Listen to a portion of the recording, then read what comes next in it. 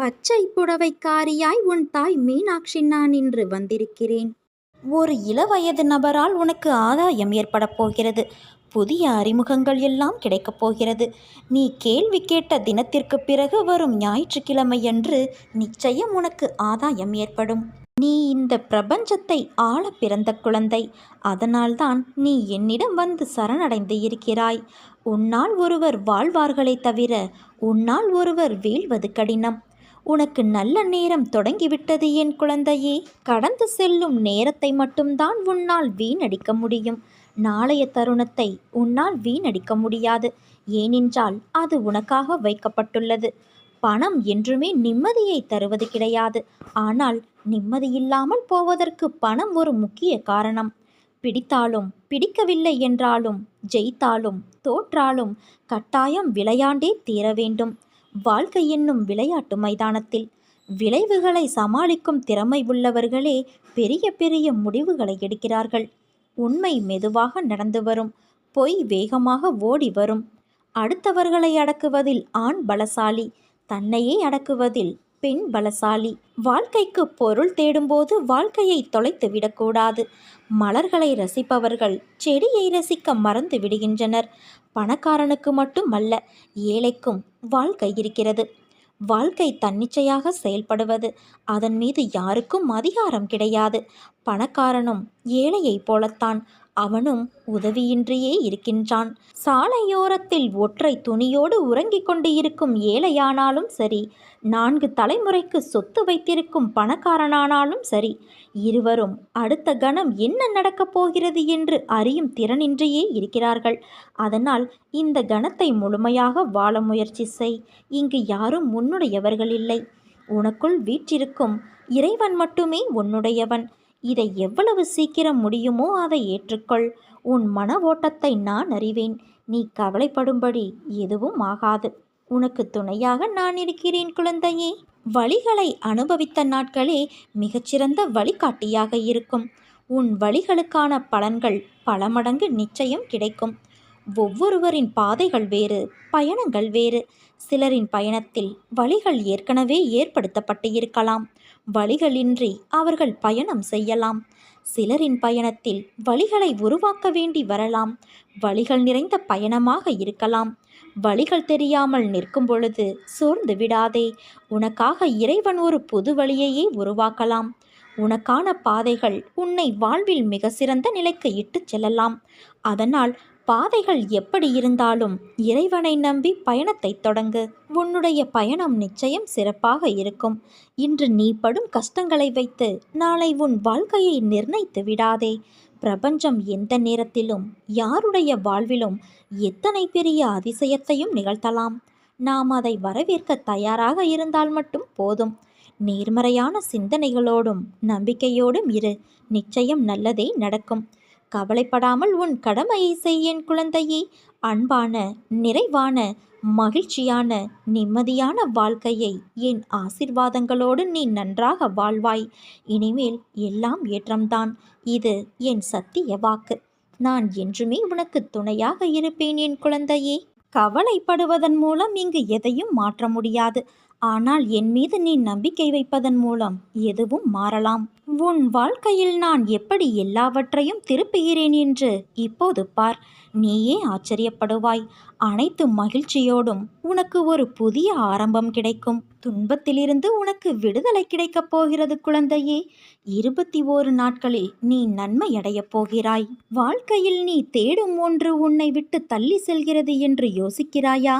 உன் பிரச்சனைகள் என்னவென்று நீ சொன்னால்தான் எனக்கு தெரியுமா என்ன? உனக்குள்ளேதான் நான் இருக்கின்றேன். நான் உனக்கு புலப்படவில்லையா? என்னை நீ மறந்துவிட்டாய் என்றும் உதாசீனப்படுத்திவிட்டாய் என்றும் நான் கூறவில்லை. அவ்வாறு நீ செய்யவும் மாட்டாய். ஆனால் என்னிடம் பேசும்போது நடந்து முடிந்த கஷ்டத்தை பற்றிய புலம்பலை மட்டுமே நீ கூறுகிறாய். நான் உன்னிடத்தில் புலம்பக்கூடாதா என்றுதானே உன் மனதில் கேள்வி எழுகிறது. நான் உன்னிடம் அப்படி கூறுவேனா? முடிந்ததை புலம்பி நீ என்ன சாதித்தாய்? அதைத்தான் உன்னிடத்தில் நான் சொல்ல வருகின்றேன். என் துணை எப்போதும் உனக்கு இருக்கும். நீ தன்னம்பிக்கையோடு இருக்க வேண்டும். தொலைந்து போன பொருளை நினைத்து வருந்துவதால் நீ பெற்றது ஒன்றுமே கிடையாது. அர்த்தமற்ற புலம்பலால் மன அமைதியும் நிம்மதியையும் தான் இழந்து போவாய்.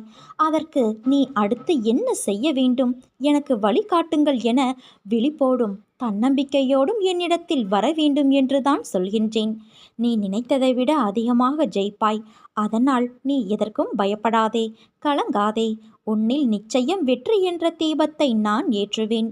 வாழ்வில் நடைபெறுவது எல்லாம் உனக்கு எதிராகத்தான் இருக்கிறதே என்று கவலை கொள்ளாதே. எதற்குமே ஒரு முடிவு உண்டு. என்னை நம்பியவர்களை நான் என்றும் கைவிடுவது இல்லை.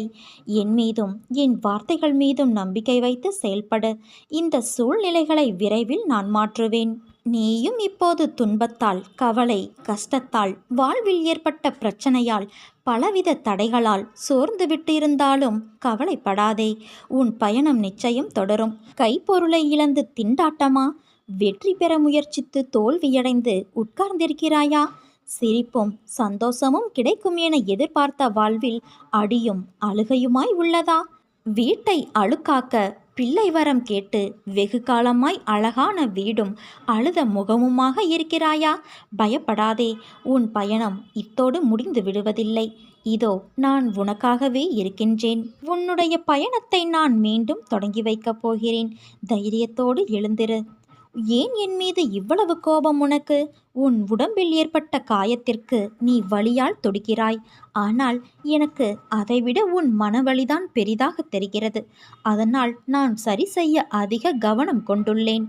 உடம்பில் ஏற்பட்ட காயத்தை விட உன் மனதில் ஏற்பட்ட காயம் என்பது மலை போன்றதாய் இருக்கிறது. மற்றவர்களது வார்த்தைகள் உன் மனதில் வடுவாய் தேங்கி நிற்கிறது. அதை நான் சரி செய்கிறேன். அந்த வழி எப்படி இருக்கும் என்று தெரிந்தும் நீ மற்றவர்களை வார்த்தைகளால் புண்படுத்தலாமா? அவர்களுக்கும் அது காயம்தானே. ஒருவனுக்கு உண்மையான எதிரி வெளியே இருப்பவர்களல்ல, அவனுடைய மனம்தான் முதல் எதிரி. உனக்கு ஒரு நிகழ்வுகள் நடந்தால் அதை மிக பெரிதாக சித்தரிப்பதும் உன் மனம்தான். அதை சிறிதாக சித்தரிப்பதும் உன் மனம்தான். உன் பகைவன் கூட எண்ணாத எண்ணங்களை உன் மனம் எண்ணமிடும். உன் மனம் என்பது அப்படி நடந்துவிடுமோ, இப்படி நடந்துவிடுமோ என்று ஒரு கற்பனை பயத்தை உணர வைத்துவிடும். நீ நல்லது நினைத்தாலும் அதை உனக்கே வேறு முகமாக சித்தரிப்பது உன் மனம். அந்த நிமிடம் மௌனமாக அதை கடக்கச் செய்து அந்த எண்ணத்தை துடைத்து எறி. இப்படி செய்தால் உன் மனம் என்பது உனக்கு பகைவனாக இல்லாது தோள் கொடுக்கும் தோழனாக இருக்கும். நம் மனம் நல்லது கெட்டது என எல்லாம் நிறைந்ததுதான். உன்னுடைய நல்லதை பிறருக்கு நல்லதாக மாற்று. கெட்டதை வென்று அதை உனக்கான நியாயத்தை உணர்த்தும் நியாயமான பாதையாய் மாற்று. இதற்கான அர்த்தம் என்ன என்பதை நான் கூறுகிறேன் கேள். தீயில் கையை நீட்டினால் சுடும் என்பதை அறிந்து நீ கையை தள்ளி வைத்தாய் என்றால் அதை புரிந்து நீ நடந்தாய் என்பது அர்த்தம். அதற்கு மாறாக புரிந்தும் நான் கையை விடுவேன் என்று நீ சொன்னால் அதற்கான பலனை நீ கடந்தாக வேண்டும். ஒருவனுக்கு நல்லது கெட்டது என இரண்டும் தோன்றும். ஆனால் கெட்டதை நீ எவ்வாறு நல்லதாக மாற்றிக்கொள்கிறாய் என்பதில்தான் உன் உண்மையான முன்னேற்றம் அடங்கி இருக்கிறது. கெட்டதை நினைப்பது என்னுடைய குணம் அல்ல, அது அறநெறியல்ல. நான் வணங்கும் தெய்வம் எனக்கு அப்படி புகட்டவில்லை என்று நீ நினைத்தால் உன்னிடம் தோன்றும் எல்லாமே நல்லதாக மாறும். நீ என் பிள்ளையாகிவிட்டாய். உன்னில் இருக்கும் அனைத்துமே அறநெறிக்கு உட்பட்டதாக நீதி பாதையிலும் உலக நியதியிலும் வாழ வைக்கப் போகிறேன். உன்னிடம் உனக்கே பிடிக்காத குணங்களை நீ உணர்ந்திருப்பாய். அதை நெறிப்படுத்தி எது நல்லது என்பதை உன் அறிவு அதை உணர வேண்டும் என்பதற்காகவே சில நிகழ்வுகளை உனக்கு நிகழ்த்தியுள்ளேன். அதனால் பயப்படாதே குழந்தையே. உன்னை நல்ல பாதையை பின்பற்ற வைப்பது என் கடமை. அதில்தான் எனக்கு ஆனந்தமும் கூட. உன்னை நினைக்கையில் உனக்கு எந்த விதமான போதனையை நான் தர வேண்டும் என்று யோசிக்கிறேன்.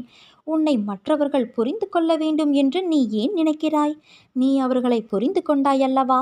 அப்படி இருக்கையில் அவர்கள் கேட்கும் போதும் கேள்விகள் இதுதான் என்றும் நீ ஏற்கனவே எதிர்பார்த்த கேள்விகள்தான் என்றும் நீ உணர்கிறாய். பிறகு ஏன் அவர்கள் மீது கோபம் கொள்கிறாய்? அவர்களுக்கு நிதானமாக 2 வார்த்தைகளில் பதில் கூறிவிட்டு உன் கோபத்தை அந்த கூறிய வார்த்தைகளிலேயே மறந்துவிடு. அப்படி இருக்கையில் நீ ஏமாந்து போக மாட்டாய். உனக்கு கோபமும் தன்னை புரிந்து கொள்ளவில்லை என்ற ஏமாற்ற நிலையும் அவர்கள் மீது வெறுப்பும் வாழ்க்கையில் ஒரு வெற்றியிடத்தை உணர மாட்டாய். உன்னை நான் என் வசம் இழுக்க காரணம் தெரியுமா? நீ மனிதநேய உள்ளம் கொண்டவர் என்பதால்தான். நான் செய்யும் லீலைகளை நீ தக்க சமயத்தில் உணர்வாய். உன்னுள் எழும் தேவையில்லாத எண்ணங்களை நினைத்து நமக்கு இவ்வளவு கெட்ட எண்ணங்களா என்று உன்னை குழப்பிக் கொள்ளாதே. அந்த எண்ணங்களின் தோற்றத்திற்கு காரணம் நல்ல எண்ணங்களின் உயர்வு தன்மையை உணர்த்தத்தான். உன் வாழ்க்கையில் நீ நிதானத்தை, பொறுமையை, நம்பிக்கையை கடைப்பிடி. ஏனென்றால் சோதனை முடியும் காலகட்டத்தில் நீ நிற்கின்றாய். அது உன்னை சீண்டி பார்க்கும். பொறுமை, நிதானம் இவை சோதிக்கும்படி நிச்சயம் நடக்கும். ஆனால் நம்பிக்கையை கெட்டியாக பிடித்துக்கொள். என் பிள்ளைகள் விழும் தருவாயில் இருந்தாலும் என் கரங்கள் மேலோங்கி உன்னை தாங்கி வெற்றியோடு கூடிய நிம்மதியான சிம்மாசனத்தில் உன் வாழ்க்கை என்னும் அரச சபையில் உன்னை ஏளனமாக பார்த்து நகைத்து உன்னை காயப்படுத்தியவர்களின் முன்னிலையில் அரசனாக, அரசியாக அமர வைத்து நான் அழகு பார்ப்பேன். யார் உன்னை கைவிட்ட போதிலும் நான் உன்னை கைவிடுவது இல்லை. நீ என்னை மறந்தாலும் நான் உன்னை மறப்பது இல்லை. என் பிள்ளைகளை பாதுகாப்பதை விட வேறு என்ன வேலை எனக்கு? உன் அன்பிற்காக ஏங்கிக் கொண்டு இருக்கும் நான் இதோ உன் இதயத்தில் இருக்கிறேன். விரக்தி, அகங்காரம், துக்கம், கோபம், குழப்பம், மன உளைச்சல் போன்றவைகளுக்கு அதிக இடம் கொடுக்காதே. புகழ்ச்சிகளும் அவமானங்களும் மாறி மாறி வரும் போகும். அவையாவும் உன் உள்ளத்தில் தங்கிவிடாதபடி பார்த்துக்கொள். முயற்சியும் நம்பிக்கையும் இல்லாமல் வாழ்க்கையை எதிர்கொள்வது மிக கடினம். உன் எதிர்காலத்தை பற்றி யோசிப்பதில் தவறு இல்லை. ஆனால் நீ அதையே சிந்தித்து கொண்டு தற்போதுள்ள சூழ்நிலையில் கவனமாக செயல்படாமல் நிலைமையை சிக்கலாக்கிக் கொள்கிறாய். வீணான கவலை எந்த விதத்திலும் பலன் தராது. கலங்காதே குழந்தையே, எல்லாம் நன்மைக்கே என்று எடுத்துக்கொள்.